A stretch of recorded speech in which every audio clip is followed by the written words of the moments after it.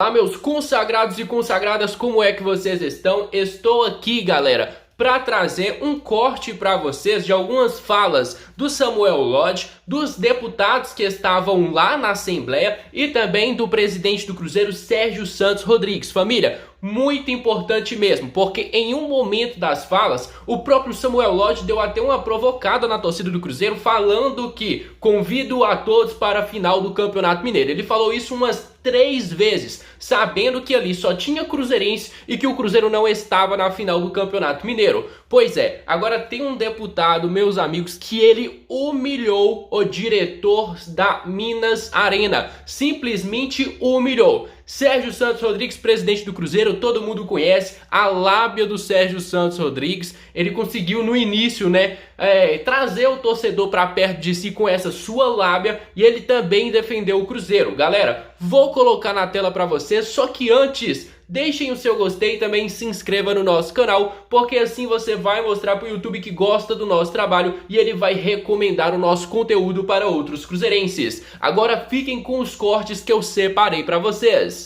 E atualizado. Acabamos, por exemplo, de fazer um grande investimento que atende ao futebol, que é trocar toda a iluminação esportiva do estádio para iluminação de LED. Tá pronto? Convido vocês... Convido a todos ao final do Campeonato Mineiro. Por gentileza, vamos respeitar a oradora tribuna, por gentileza. Convido a todos para a final do Campeonato Mineiro, que está marcada. E eu tenho certeza que será um grande espetáculo. Bom, o modelo...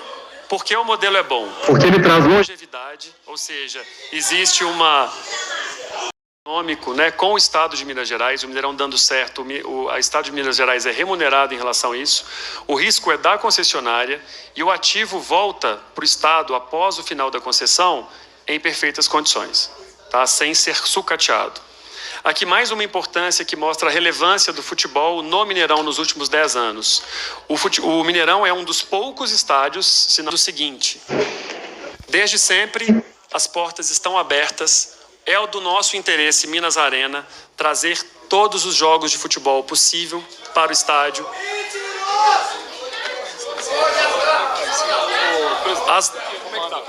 As datas devem ser compartilhadas com os clubes e eu tenho certeza que a reunião do dia 20, agendada em conjunto pela Minas Arena e a Secretaria de Infraestrutura, vão ajudar a resolver esse dilema, tá? Então, por nós temos aqui o total interesse, e deixo claro, as regras entre concessionária e clubes de futebol estão claramente estabelecidas pelo contrato de PPP. Claramente. Os clubes que vão jogar o Mineirão, eles partem de uma base. Eles vendem 54 mil cadeiras, a Minas Arena se remunera pelos camarotes e pelas áreas VIPs, e a partir disso é possível flexibilizar. Menos do que isso, não. Qualquer receita que a Minas Arena abra mão, ela pode ser responsabilizada pelo Estado de Minas Gerais de abrir mão de um compartilhamento de receitas futuro, como aconteceu no ano passado no Mineirão, em que o Estado de Minas Gerais teve sim uma receita oferida em relação ao sucesso do volume de jogos e eventos que tivemos no Mineirão. Eu agradeço a oportunidade e encerro aqui a minha fala. Palavra, presidente. Tem Vossa Excelência a palavra pela deputada Eduardo Azevedo. Parabenizar o Minas Arena está quebrando esse símbolo de identidade de Minas Gerais. Está quebrando.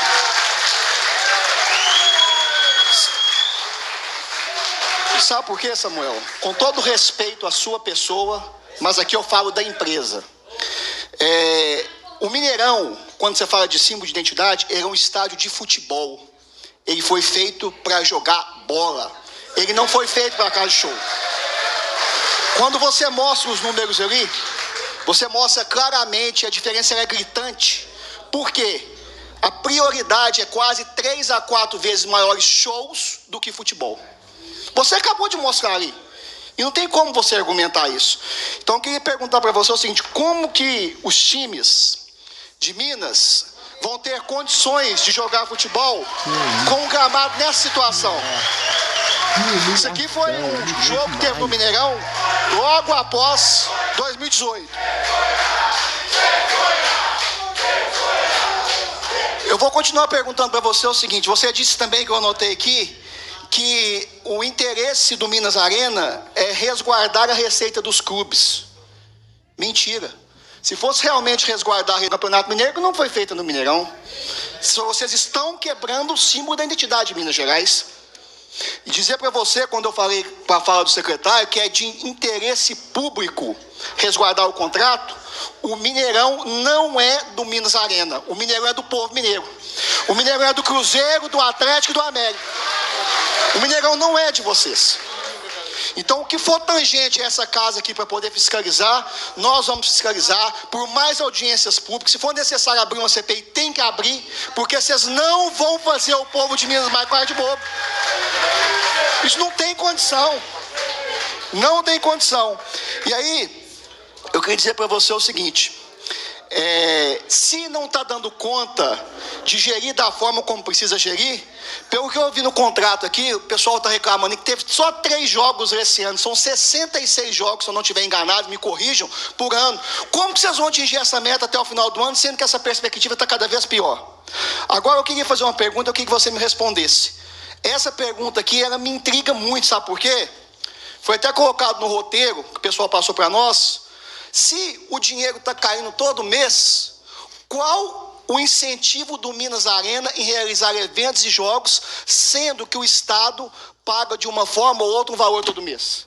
Isso é um absurdo, isso já foi tentado ser refeito pelo Estado, sendo que administrações passadas, haja lucro ou não, o Estado tem que garantir isso aí para o Minas Arena. Então a gente precisa rever esse contrato, isso precisa ser investigado mesmo, e vou dizer para você aqui, o que for de competência dessa casa, o Minas Arena não vai quebrar a identidade do Mineirão, que nós vamos para cima de vocês, e o Mineirão é do povo mineiro. Obrigado, presidente, pela cessão da palavra. Então, conheço, se não posso dizer muito, conheço bem tudo que se passou por ali, inclusive um primeiro contrato que foi feito com o Cruzeiro no ano de 2013, que é bom poder falar sobre ele. E eu queria, delimitando, obviamente, o tema aqui da discussão, que é debater a execução do contrato de parceria público-privada. Deputado Douglas Mello, com quem falo bastante, gosto, respeito, meu colega de estádio lá em Sete Lagoas, eu discordo de Vossa Excelência no momento, quando a gente vê aqui de forma muito clara, na cláusula 16ª, dos direitos do poder concedente, a linha B. Cabe ao poder concedente, que é o Estado, intervir na prestação dos serviços que compõem o objeto da concessão administrativa, retomá-los e extingui-los, nos casos e nas condições previstas nesse contrato da legislação aplicável. E está na linha F, corroborando o que o nosso secretário falou, que é mediar e arbitrar eventuais conflitos relativamente aos direitos previstos nas cláusulas 12.3 desse contrato. Portanto, respondendo, Vossa Excelência, eu realmente não acho que pode ser uma coisa que não vai dar nada, que não tem nada a fazer, que não tem possibilidade jurídica. Ter possibilidade? Tem. E tem que discutir. E por isso que eu acho que aqui é o melhor foro para que isso seja feito. Porque aqui é a casa do povo. Vossas Excelências representam aqui todo mundo que está aqui e quem não pôde vir está acompanhando de fora. E o contrato permite que isso seja feito, o próprio contrato. Portanto, acho que esse foro é muito bom e a partir daqui a gente tem que voltar a discutir. Então, está sendo cumprido esse contrato ou não? Né? A forma está correta como as coisas estão caminhando ou não? Eu quero fazer também uma digressão histórica um pouco, talvez até mais técnica aqui, mas vem primeiro. Jamais. Até porque esporte é entretenimento, não tem problema nenhum. Aliás, todas as arenas do mundo têm show. Só que a gente não pode inverter a lógica. E aqui eu volto a um contrato que o Cruzeiro teve em 2013, infelizmente contrato que não prevaleceu, o Samuel sabe bem, participei da discussão um pouco como jurídico, não consegui fazer minha opinião prevalecer à época, mas para mim o Cruzeiro perdeu um grande contrato naquela época. E em 2013 a lógica era contrária. Tinha-se que pagar o Cruzeiro para ter show, porque a prioridade é jogo. É isso que a gente tem que restabelecer, deputado. E isso é possível fazer.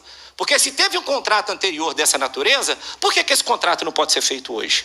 Perdeu esse contrato, não tem problema, mas pode fazer um novo.